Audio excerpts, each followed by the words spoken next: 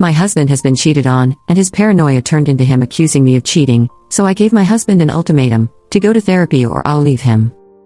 Original poster, u/alarming_ad_4419. I, 24 feet, and my husband, 28 meters, have been together for 4 years, and I am starting to doubt the marriage. My husband and I have been married for 2 years as of June. We have a long history of fights and disrespect from both sides. Here is our most recent problem. About 2 months ago, my husband came home from work, and I started complaining about how I can't work full-time and take care of everything else. I work as a nurse, granted from home. I am also responsible for most of the chores. My husband is supposed to take out the garbage, clean up dog poop, and brush the dogs a few times a week. He takes out the garbage a couple of times a week and cleans up dog poop once a week at best. I take care of dinner, groceries, laundry, animals, 6 of them, and I am the primary caregiver for his daughter when she is with us, 1 week on, 1 week off. My husband has his own company, which we started together. Anyway, I was complaining, and he was tired of it, so he kicked me out of our house. I was shocked as it didn't even seem to escalate like that. He called it his house. Days went by, and I ended up coming home. My husband stated that we both needed therapy individually so we could heal from our past traumas. I agreed and have done therapy before. I made an appointment a few days later for myself. About 6 days later, we got into a fight because he was mad about my car being dirty. We had just had our 2 German shepherds in there, and again, I'm the main transport for his 7-year-old daughter as I take her to and from school. I thought it was ridiculous, and we got into a fight where I was sobbing, and he was reconsidering the relationship.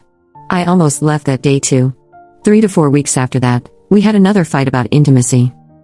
I have been struggling with libido, and we agreed to 3 times a week, which I have been doing.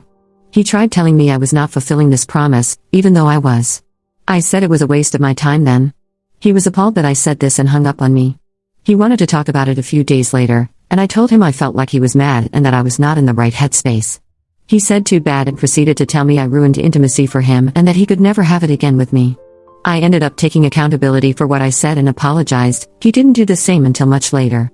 I then told him I was going to leave if he did not go to therapy. I had been going for at least a month at this point. Typically, I wouldn't use an ultimatum, but about a year ago, he gave me one.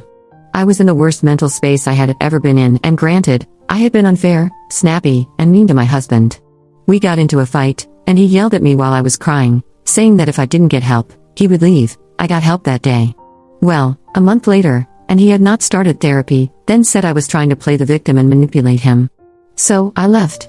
I came back after 3 days. He agreed to marriage counseling, and I made the appointment. We have fought every day since I have been home. Things don't feel right. Would I be in the wrong if I left again? Relevant comment. Pack everything important to you that you want and leave. If you want the animals, take the animals and take whatever you want. But again, you should leave. I have a feeling he's only using you to take care of his daughter. When you guys had most of your fights, was she there or not? Response: thankfully, she was not there when he kicked me out. She hasn't been here for most of the fights. Update 1. My husband and I have been together for 4 years. Since the start, he has been insecure about cheating. He was viciously cheated on in his previous relationship and blames it on that. I have never cheated on him, nor has he ever found anything to even assume I was cheating. I used to be empathetic towards his insecurities. I have been cheated on too. However, for the past 2 years, I have been losing that empathy. After pulling my phone records and going through all my contacts last summer, he went to therapy for a month or 2, and his episodes of accusing me have decreased but not stopped. I have been in therapy since January, and he is the one who brought up going to individual therapy for both of us. However, he has yet to get back into therapy and continues to accuse me of cheating. We are also in couples counseling, which hasn't necessarily been overly helpful. He keeps saying that he has gotten better with accusations, so I should just be more patient with him since he is my husband. Our last fight was a few nights ago. We were being intimate, which is a struggle too since I have low libido, and he said my boobs tasted like wintergreen Copenhagen. Then he licked a piece on me and accused me of cheating. This obviously ruined our intimacy, and he kept asking for an explanation. I told him I did not have one, besides that I was hiking in the forest earlier that day and maybe had a pine needle on me. He didn't accept this answer and went to bed upset. However, he didn't bring it back up. When we discussed this in couples therapy, I acknowledged that he didn't escalate this fight and didn't bring it back up, which was an improvement from his past episodes. He still accused me in therapy and said I could have been with another man in the forest. Our therapist pointed out that this was kind of silly and suggested that if I were cheating, I probably would have showered. My husband said true, but he has learned not to trust people. I'm so tired of being accused. It hurts so badly, and he doesn't acknowledge the pain it causes. He also doesn't get help for these issues and has excuses as to why he hasn't done therapy yet. He is upset with me because I told him I no longer have empathy for him and this issue. Update 2. Thank you all for your advice and responses. I greatly appreciate it and have read each one. Well, here is an update. A few nights ago, he asked where I had gone. I was confused as I had not gone anywhere.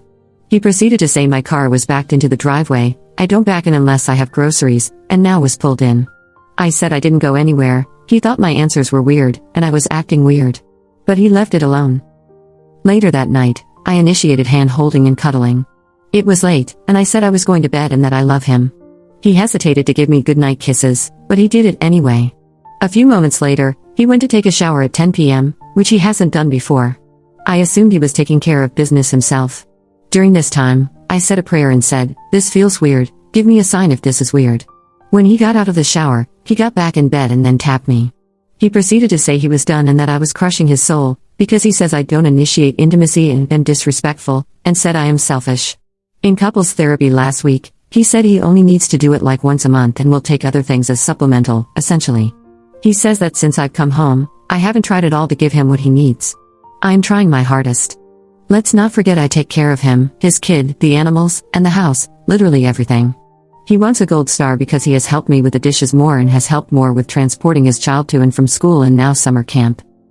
During couples counseling today, he said the same things and then said I was using my newly found trauma as an excuse to not have intimacy. He also raised his voice at the therapist, and said the therapist was being biased towards me and not holding me accountable. We kept going around in circles after therapy, and I finally said I am done. I can't do it anymore. I am currently packing and crying a lot. I move into my apartment on Monday. Guys, I am crushed. I am so sad. I am so confused. Godspeed. Update 3. I went back to the house yesterday to get my animals. He was there. He tried convincing me that 6 months from now, we would both be different and could make it work. I kept telling him I am done, and I'm so sorry. He didn't want to accept it but eventually did. When he accepted it, he told me I was abandoning my family and my responsibilities. He told me I gave up on them. And then he left. I got my animals, and we spent our first night in the apartment. I feel some peace and freedom, but I also feel some sadness and guilt for leaving. I think this will be good, though. Thank you, online fam. Your encouragement helped me stay strong and tell him no when he tried to get me back. I'm trying to cope with the guilt of hurting someone I loved so much. Relevant comments. Comment 1. He doesn't feel guilty about constantly accusing you of cheating, so don't feel guilty leaving him and his abusive behavior behind. He's upset that you aren't there to take care of him and his child, not that he continuously hurts you with false accusations because he can't be bothered to learn coping skills. Screw this guy. Date yourself for a while and find what you really like. Comment 2. I'm so sorry you've had to deal with this. What your ex did was absolutely not okay. He cannot excuse his actions just because he was traumatized by cheating in the past. He cannot flip the narrative on you and try to find other reasons to make you the villain. You deserve better. Please do not feel guilty for ensuring your own safety and well-being. Update 4. Thank you so much for the kind words and support. They have gotten me through this tough time. I'm happy to say the divorce is now finalized. Here is an update on how the past 3 months have been. When I went back to the house a few months ago to get my cats, I had to leave the dogs. Sadly, he was there. He tried saying that in 6 months, after therapy, things would change and that I was abandoning my family and responsibilities. He proceeded to say I was selfish and was leaving for another man, even after I kept telling him no. Finally, after he knew I was standing my ground, he said he would leave. He looked me in the eyes, and his eyes had turned black, something I had seen a few times before, and creepily said, "Goodbye, my name." I then called my mom, crying and scared, and he came back into the house and kept saying the same things. He finally left, but he kept trying to contact me and my dad a lot the week after. He is, of course, telling everyone how awful I am and that I'm a cheater who abandoned him and his child. Oh well, I also forgot to mention that he once pushed me up against the bathroom vanity by my neck and then chokeslammed me after I attacked him back. I always blamed myself because there was alcohol involved, and he tried telling me the next morning that he acted in self-defense because I attacked him first. He even took pictures of his scratches in case I called the cops. I didn't take pictures of my bruises. There were also 3 times throughout the years when he would restrain both of my wrists and not let me move if I tried to get some space during an argument. I never knew or considered this abuse, and I know how much worse it could have been. He recently texted me, saying he saw my profile picture and accused me of being with another man days after leaving him. He said I was in another man's pickup truck, but it was literally his truck, and it was a picture I had taken after getting my hair done for wedding pictures. I sent him that same photo 2 years ago when I had taken it. Thank you all, I am doing very well. I still struggle with guilt and trusting my reality on some days, but it's better. Thank you, I am free. Relevant comments. Comment 1. Congratulations on your new beginning. You don't owe anyone an explanation for why you left. If they believe you cheated, that says everything about them, not you. I'm really proud of you for standing your ground. Do you have all the animals now and live in the house? I hope you changed the locks if so. I don't have the words to express how truly proud I am of you. It's so hard for most people to leave a domestic violence situation. Most people take 7 attempts to get out, and when they try to leave is also when violence escalates. You're a real hero. Comment 2. It's fantastic to see you rising above this. Your courage to walk away from that toxic situation is commendable. You face some seriously unsettling behavior, and anyone claiming otherwise clearly doesn't understand the hell you've been through. Don't let his lies define your reality. They're a reflection of him, not you. Keep prioritizing your well-being and trust in your strength. You're navigating this like a champ. If he's still trying to reach out, just block him out completely. Focus on building the life you deserve, one free of that kind of madness. You've got this.